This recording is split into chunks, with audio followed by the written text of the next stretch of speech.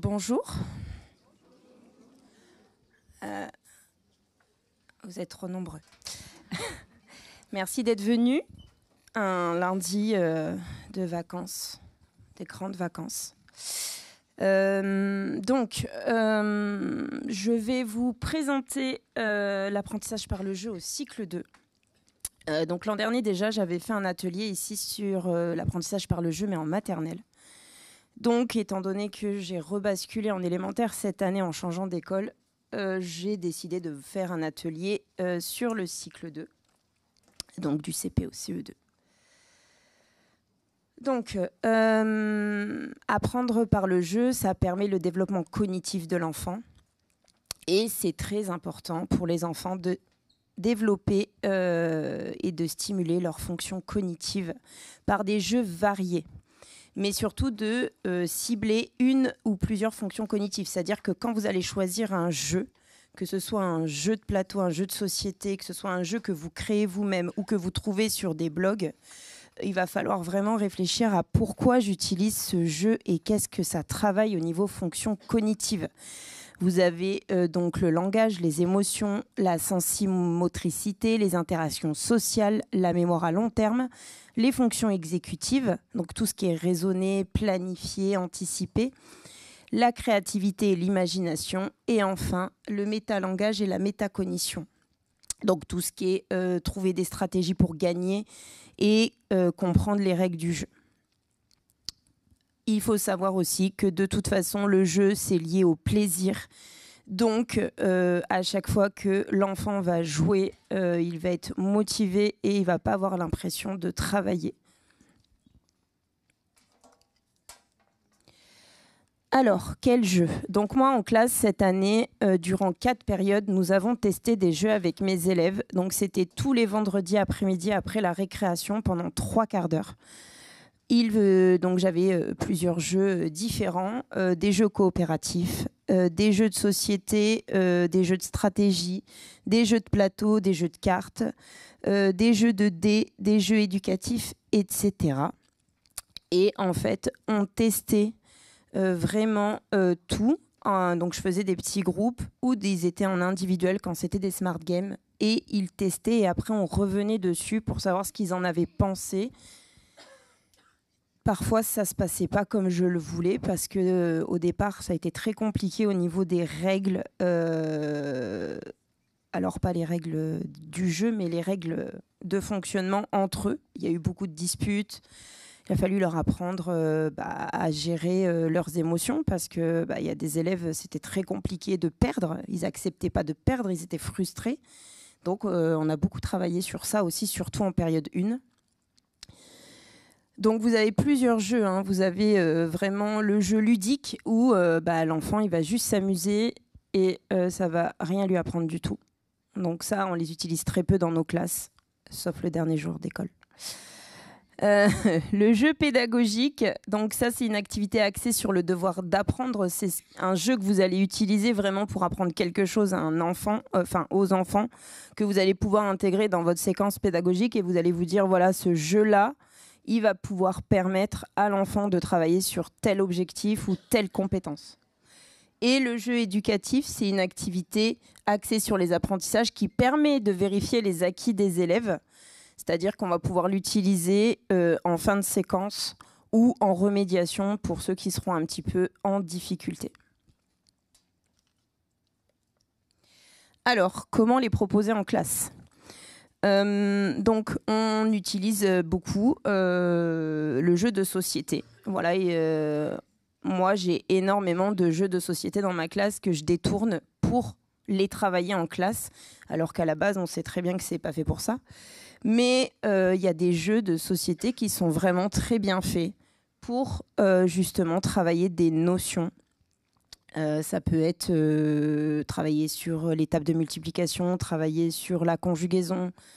Il y a vraiment une grande palette de jeux de société aujourd'hui qu'on peut utiliser dans nos classes. Donc ce qui est important par contre quand on veut le mettre en place, c'est vraiment de respecter plusieurs phases. On ne peut pas donner le jeu de société à nos élèves et dire lisez les règles, débrouillez-vous. C'est pas possible.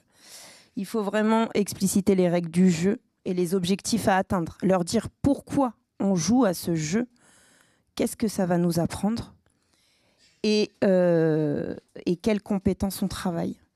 Et ensuite, ça va être toujours passer par l'enseignement, puisque c'est notre rôle de base. L'enseignant, ça va être le médiateur donc, entre les élèves, afin d'assurer le bon déroulement et la bonne compréhension des règles du jeu. Et après, on débriefe, on analyse et on réfléchit sur les stratégies qu'on a mis en place. Donc moi, ce que je fais en général, c'est que je fais des groupes, je mets des élèves sur des jeux qu'ils connaissent, et moi, je travaille avec un groupe en particulier sur ce jeu-là, et je tourne. Et comme ça, ça permet, au bout de 3/4 d'heure, que tous les élèves aient vu un jeu, ou sur 2 séances, parce que des fois, quand on a beaucoup d'élèves, ça dure plus de temps que quand on en a moins. Voilà, donc vraiment, avant de laisser un enfant en autonomie sur un jeu de société, il faut être avec eux, expliciter les règles. Moi, ce que je fais aussi, c'est que des fois, je leur réécris les règles, très simplement. Quand vous avez des niveaux de CP, par exemple, qui ne savent pas lire, vous pouvez mettre des pictogrammes, des images, etc., des mots-clés vraiment très simples pour qu'ils puissent comprendre les règles et ne plus avoir besoin de vous une fois qu'ils sont en autonomie. Alors, je pense que tout le monde connaît Skyjo. Sinon, il faut s'y mettre tout de suite. Alors, Skyjo, l'avantage de Skyjo, c'est que les élèves le connaissent. Donc, au moins, mais attention. Quand je dis les élèves le connaissent, il faut faire très attention parce qu'il y a plein d'élèves qui connaissent Skyjo, qui connaissent plein d'autres jeux comme le Uno, mais ils n'ont pas les bonnes règles. Oui, mais moi, chez moi, je fais ça. Oui, mais non, moi, j'ai dit que ça. Non, stop, on reprend les règles qu'il y a dans la boîte, sur la notice, et on fait comme ça. C'est important parce que chez eux, c'est vrai que c'est ludique chez eux. Donc, eux, ils ne l'utilisent pas comme nous en classe. Donc, ils vont faire un petit peu comme ils veulent chez eux. Et du coup, il va falloir bien recentrer en classe. Donc là, Skyjo, ça travaille les petites additions, les soustractions, voire ça peut aller très loin, puisqu'en fait, il faut qu'ils atteignent le nombre 100. Alors, il y a écrit 8+ sur la boîte. Je ne suis pas trop d'accord. Moi, je pense que dès le CP, ils peuvent l'utiliser. Donc, pour ceux qui ne connaissent pas, en gros, les enfants, ils ont 12 cartes devant eux. Et l'objectif, c'est faire le moins de points possible. Voilà. Et donc, à la fin, ils doivent compter leurs points. Il y a plusieurs manches. Le premier qui arrive à 100 a perdu. Donc, c'est vraiment chouette parce qu'il y a des cartes négatives, il y a des cartes positives. J'ai des élèves qui tout de suite voient « Ah j'ai un 1, j'ai -1, ça fait 0 ». Voilà.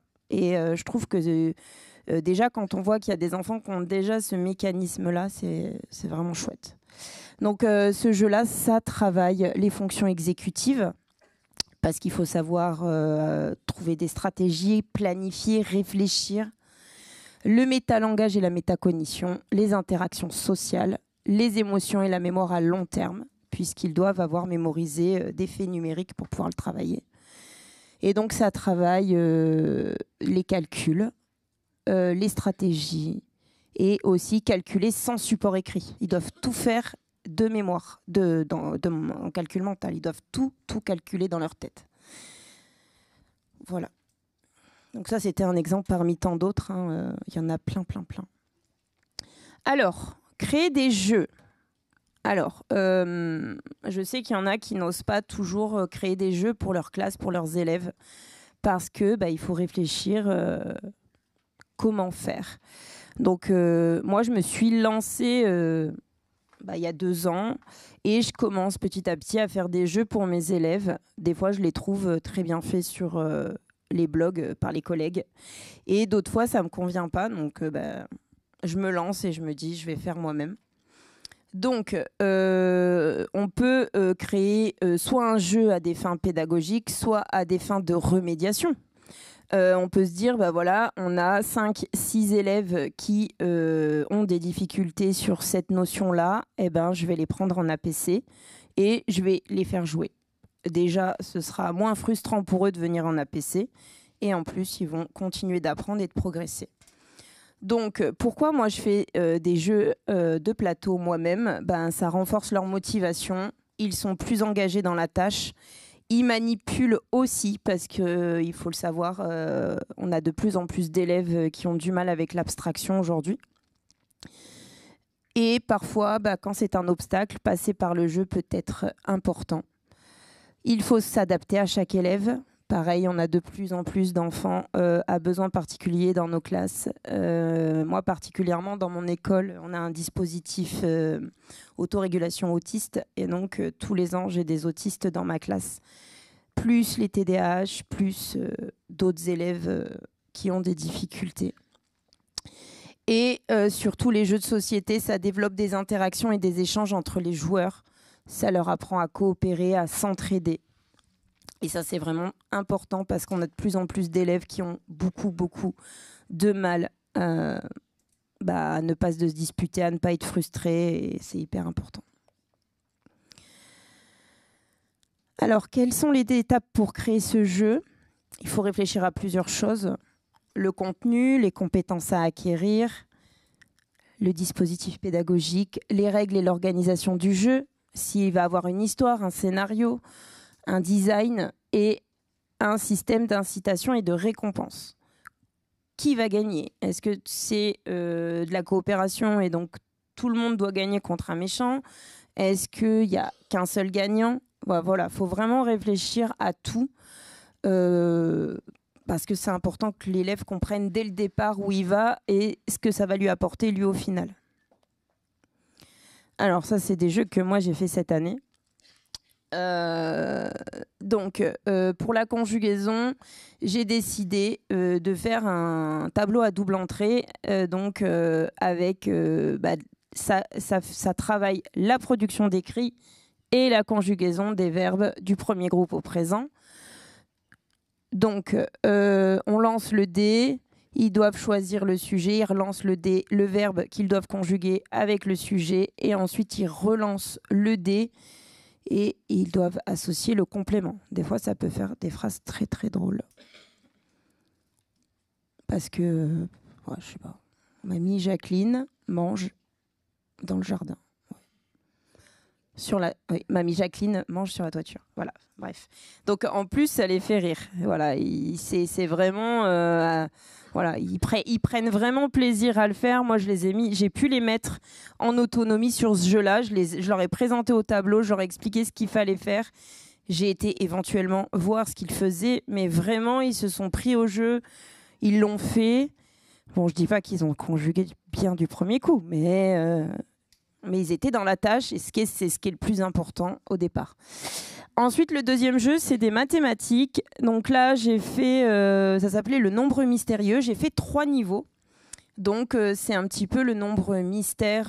Donc, vous avez, je suis un nombre compris entre 78 et 85. Mon chiffre des unités est le 2. Qui suis-je? Voilà. Et après, on fait les centaines, puis les 1000. Donc, moi, j'avais des très, très, très bons élèves cette année. Donc, j'avais fait 3 niveaux et ils ont aussi adoré jouer à ce jeu pour travailler la numération. Voilà. Alors, et cette année, j'ai aussi créé des jeux avec mes élèves.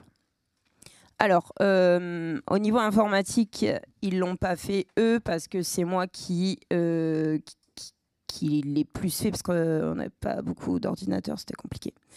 Donc, ils ont tout créé eux-mêmes sur feuille. On a fait ça en APC. Donc, sur toute la période 5, j'ai pris mes petits groupes. J'avais plusieurs groupes, j'en avais 5.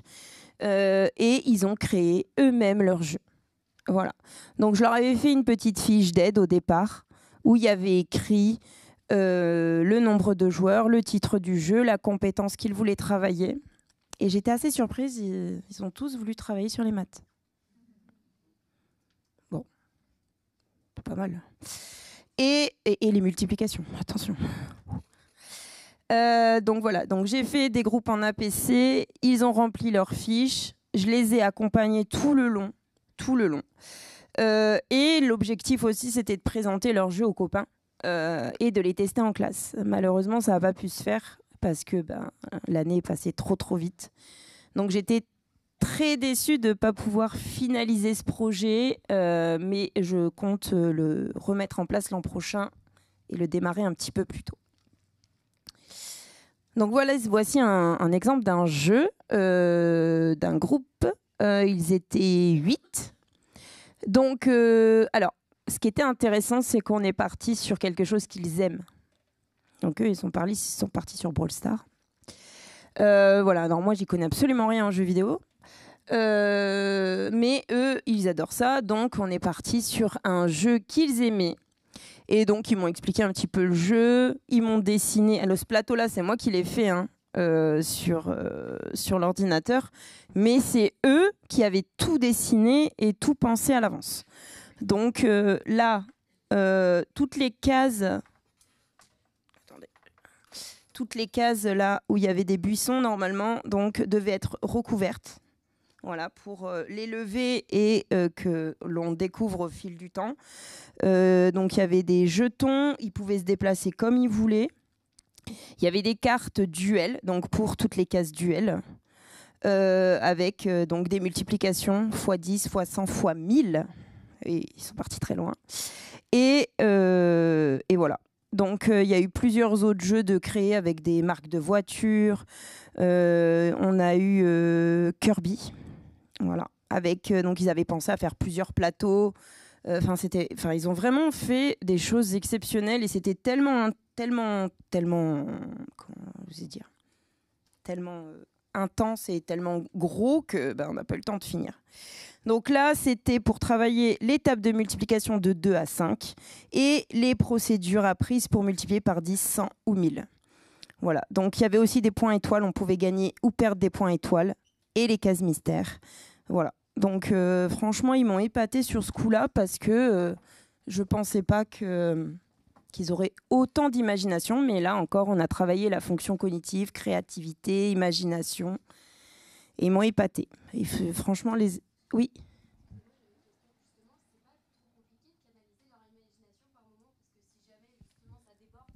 Alors c'est pour ça que je leur fais remplir des fiches et qu'on en discute en APC et que j'essaie justement de faire la médiation et de leur dire ça c'est possible, ça c'est pas possible. Évidemment, il faut que ce soit cadré parce que sinon tout seul il part dans tous les sens. Et toujours pareil, il peut avoir des disputes. Ah oui, mais non, moi j'ai dit qu'il fallait faire comme ça. Non, mais tu comprends rien au jeu, moi j'ai dit c'est ça. Stop.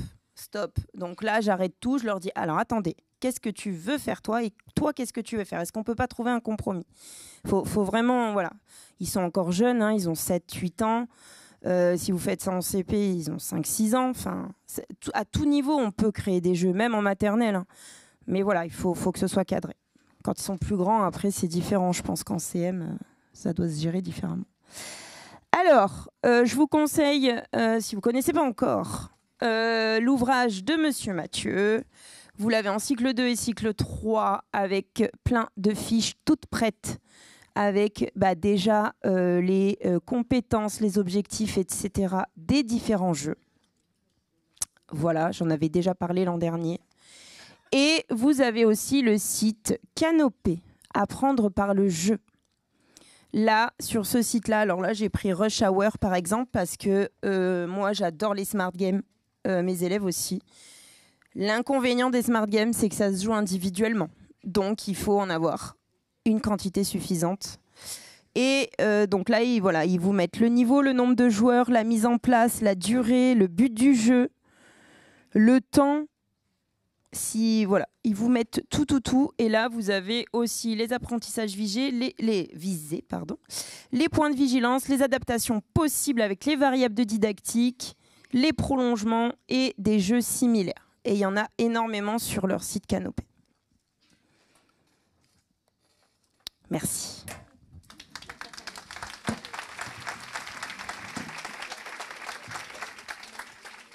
Si vous avez des questions, n'hésitez pas. Vous pouvez vous rapprocher pour venir me voir.